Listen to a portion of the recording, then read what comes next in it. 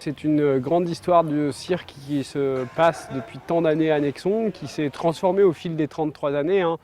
Ce n'était pas tant un festival à l'origine, mais des stages internationaux qui ont été montés par Annie Fratellini. Et puis l'histoire s'est transformée au fil des gens qui ont accompagné Annie Fratellini.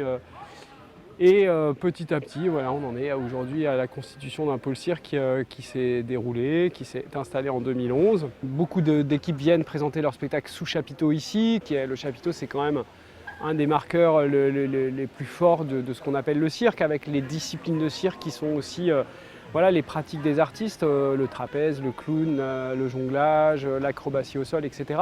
Ici, on essaie de présenter des spectacles qui ont des formes très différentes les uns des autres.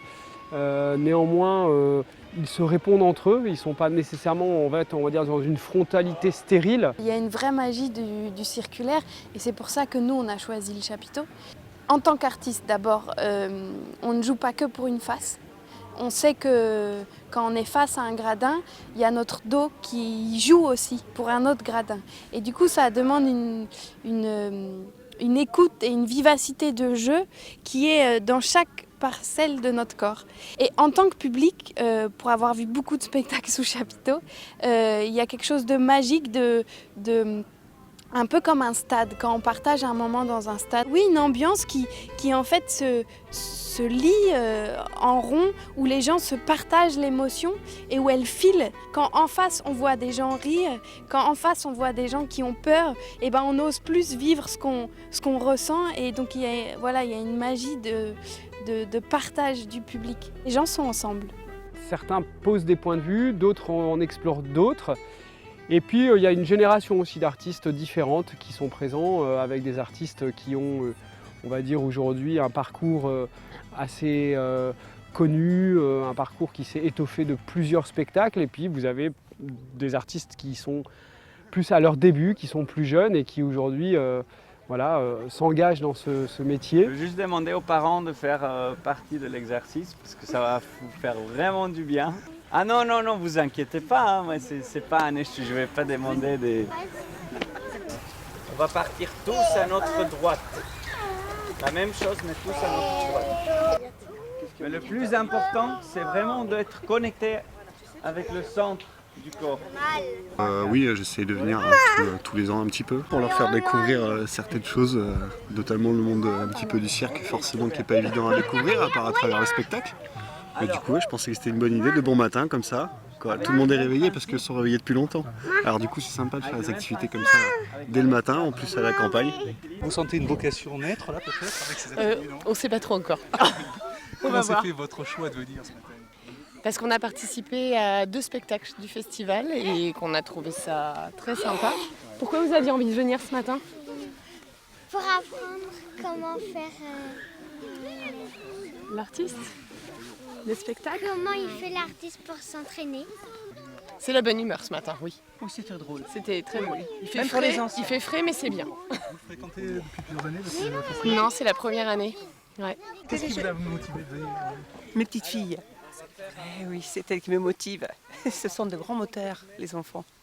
Et donc c'est un grand plaisir de venir ce matin. Il fait pas très chaud, tout va bien. C'est génial, c'est super intéressant, c'est bien pour tout le monde, pour tout âge. Avec une expiration, les gens qui font une expiration. Inspiration. Et le corps, c'est la respiration aussi. Mais c'est des choses qu'on doit tous les jours réveiller, sentir. C'est l'atelier essentiel numéro 1. Oui, je crois que c'est même pas seulement pour le cirque, c'est aussi pour la vie. Même les jours que je ne fais pas du cirque, j'aime beaucoup faire des exercices de respiration pour juste réveiller le corps doucement. Il y a plein de singularités. Déjà, ça ressemble au paradis d'être ici, c'est-à-dire déjà un environnement, je pense, pour accueillir un festival de cirque, un environnement qui est rare, parce que ce parc, ces bois, ces chevaux, ce château et le spectacle vivant dans cet écrin patrimonial, historique. Donc je pense que ça fait une singularité. Puis avoir un label national, un pôle national dans un village comme Nexon, qui est un petit village. Je suis, comme Martin Palis, on est des directeurs de pôles nationaux. Moi, je dirige la Cascade à Bourg-Saint-André, qui est un autre pôle national cirque. Et on fait le pari, en tout cas, de d'être toujours sur scène ou sur piste et de gérer ou plutôt d'exagérer nos entreprises. Moi, je me considère encore artiste parce que oui, je monte encore sur les scènes, je travaille encore très régulièrement, je suis un jongleur, je dois m'entraîner régulièrement chaque semaine, au moins 3 fois pour continuer à faire de la scène. Ça fait de moi un artiste et c'est mon métier, vous le disiez.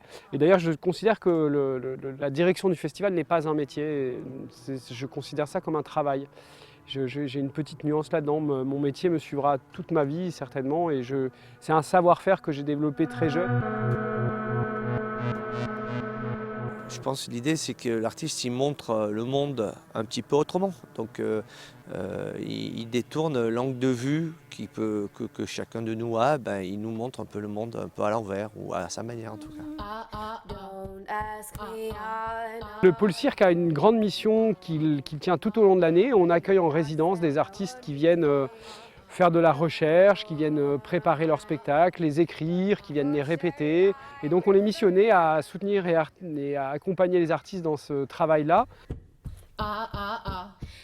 Mon goût personnel n'a pas grand-chose à voir avec la programmation ici, sinon ça réduirait énormément le champ et ça serait pauvre pour le public, c'est certain.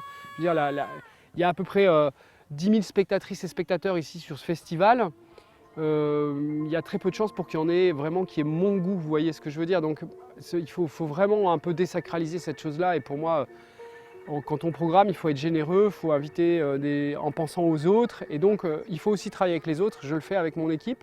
Tous ces artistes travaillent à transmettre leur savoir, leur folie, leur univers poétique aux plus jeunes pour donner envie, peut-être un jour, comme le faisait Annie Fratellini dans ses stages internationaux, de s'émanciper pour certains jeunes et de devenir artistes.